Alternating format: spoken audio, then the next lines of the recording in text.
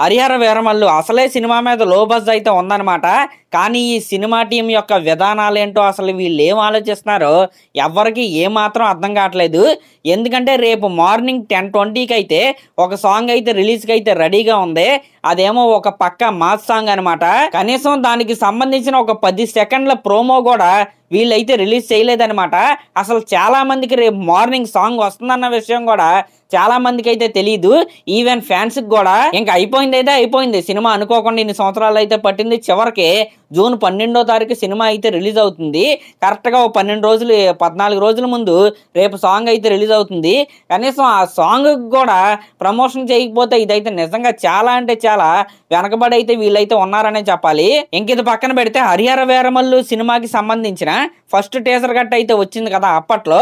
దాంట్లో కుస్తీ ఫైట్ అయితే మనకి ఒకటైతే కనపడిద్ది. పవన్ కళ్యాణ్ గారు వాళ్ళందరినీ కొట్టి తొడగొట్టి అయితే నిలబడతాడు కదా.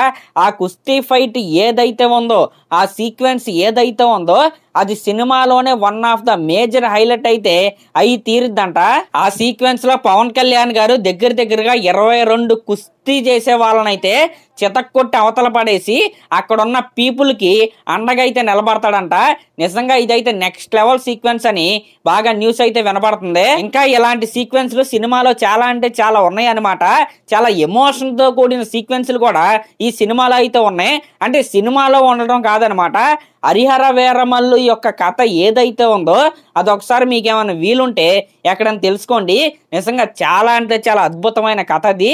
దాన్నే వీళ్ళైతే సినిమాగా తీశారు కాబట్టి నిజంగా నెక్స్ట్ లెవెల్లో ఉంటుందని నేనైతే అనుకుంటున్నా. ఇంకా ఈ సినిమాకి సంబంధించిన ట్రైలర్ కట్ ఏదైతే ఉందో అది జూన్ 2nd అయితే రిలీజ్ అయిద్దంట.